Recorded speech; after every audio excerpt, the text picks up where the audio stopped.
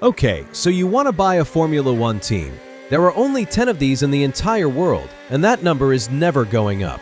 Getting a seat at this table costs more than buying an NBA franchise outright in cash, and the team will probably lose money on track for the next 10 years.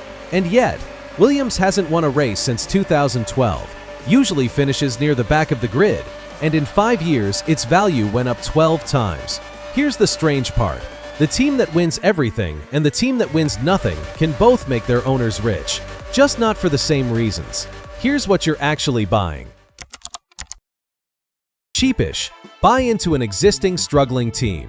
Williams sold for $179.5 million in 2020.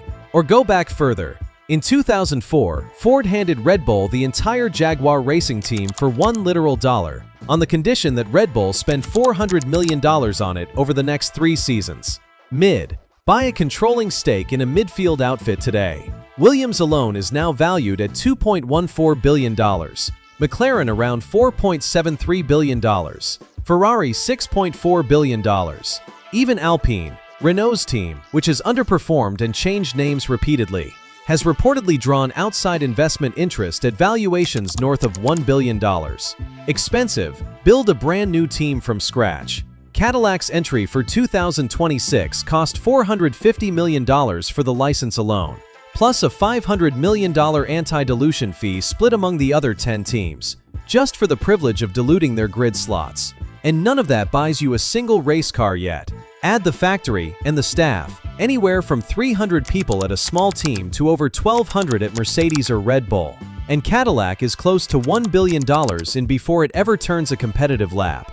Then there's travel. 24 races across 5 continents. Freight for tons of equipment every weekend. Hotels and logistics for a traveling crew of hundreds.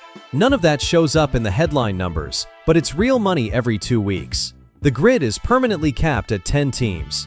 Full stop.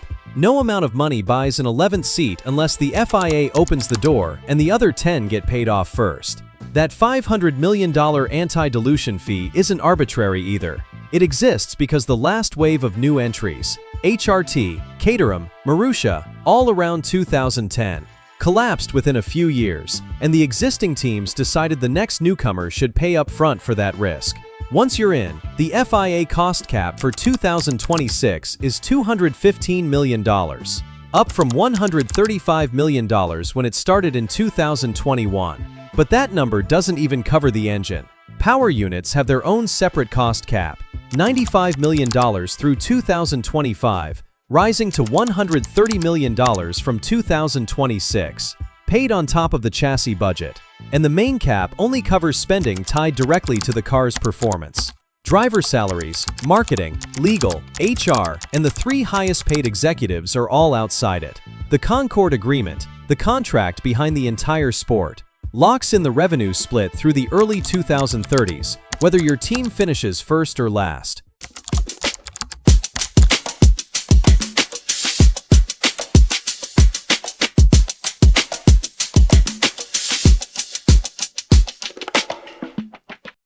Prize money comes in 2 parts. A flat base payment every team gets just for signing the Concorde Agreement, and a performance bonus tied to where you land in the Constructors' Championship.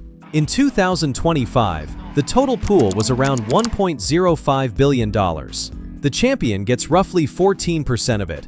Last place still gets 6%. But here's the twist. Ferrari has a unique 5% bonus, worth about $63 million, just for being Ferrari, written into the contract since the 1980s. That's why in 2025, Ferrari took home $277.7 million, more than McLaren's $165.8 million, even though McLaren actually won the championship. Now run the numbers for Cadillac, starting from zero. $215 million a year to run the team, against $40 to $55 million in prize money. That's a $160 million hole every single year, before $1 of profit. That hole gets filled by sponsorship and brand value. Title sponsorships alone can be worth $50 to $100 million a year. Oracle's deal with Red Bull and Aramco's with Aston Martin are both in that range. For a team running a $160 million annual deficit, 2 or 3 sponsors like that close most of the gap. There's also merchandise and hospitality. Paddock Club tickets alone can run into the thousands of dollars per person. And on a 10-team grid, those packages sell out race after race, year after year, regardless of where anyone finishes on track. And there's the sport itself as a business. Liberty Media, which owns F1's commercial rights, pulled in over $3.4 billion in 2024 from broadcasting deals, sponsorships, and race hosting fees that some Grand Prix cities pay over $50 million a year just for the right to be on the calendar. There's a built-in handicap.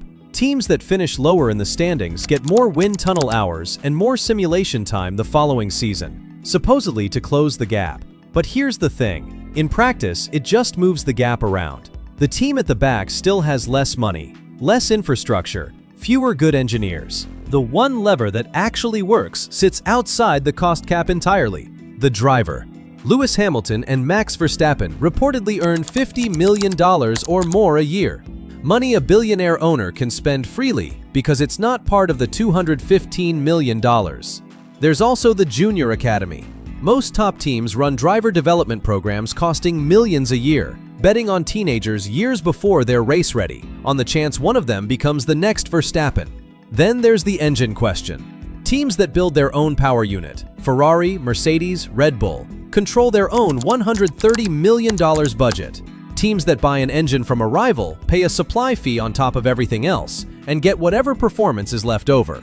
And the factory itself, the wind tunnel, the simulator, the campus, isn't a sunk cost. It's real estate. It appreciates with the brand whether the car finishes P1 or P20. 3 teams tried to do this on a shoestring. All 3 are dead. HRT, 3 seasons, 0 points, bankrupt by the end of 2012. Caterham entered administration in October 2014, missed races, ran F1's first ever crowdfunding campaign just to finish the season, then had its assets auctioned off in 2015. Marussia, relaunched as Manor in 2015 after a rescue by energy boss Stephen Fitzpatrick, missed 10th place in the championship by 1 spot in 2016, which cost the team £30 million in prize money it desperately needed. Manor folded a few months later, in early 2017. Now the success stories. Williams, bought for $179.5 million in 2020 by a team that still finishes mid to back of the grid. By 2025, valued at $2.14 billion. The team didn't get better, the asset did. And then there's Red Bull, the team that got everything right twice. Bought for $1 in 2004 with a $400 million commitment, it went on to win multiple constructors and drivers' championships and is now valued in the billions. Same starting price as a cup of coffee. Completely opposite trajectory from Williams, and it still ended up in the same place, an asset worth more than almost anything else its owners could have bought instead. Optimistic. You buy into an existing team for roughly $180 to $200 million. The cost cap keeps spending predictable. The Concorde Agreement guarantees a base prize money check no matter where you finish. Even last place took home 6% of a $1.05 billion pool in 2025, and the brand itself compounds. Williams turned $179.5 million into $2.14 billion in 5 years without a single win. Realistic. You build from scratch, like Cadillac. $450 million entry fee. $500 million in anti-dilution payments, $215 million a year for the chassis, plus up to $130 million for the engine. Nearly $1 billion before the car turns a lap, against $40 to $55 million in prize money. The gap has to be covered by sponsorship for years, possibly a decade, and history says most teams that try this without a near bottomless balance sheet, HRT, Caterham, Marussia, don't make it that long. Either way, the clock that matters isn't the lap timer, it's the multi-year cycle of Concorde agreements and valuation reports. Nobody who bought into F1 in the last 5 years has needed to win a single race to come out ahead. So here's the actual punchline. In Formula 1, the team's performance and the team's value have almost nothing to do with each other. Williams finished 9th out of 10 constructors the year it sold for $179.5 million. 5 years and 0 wins later, it's worth $2.14 billion. Red Bull was bought for $1 and turned into a multi-billion-dollar empire by actually winning. 2 completely opposite strategies, same outcome. You're not buying a race team. You're buying one of 10 keys to a club that will never issue an 11th membership. $180 million in the S&P 500 over those same 5 years would have roughly doubled. In Formula One, it went up 12 times and lost almost every race doing it.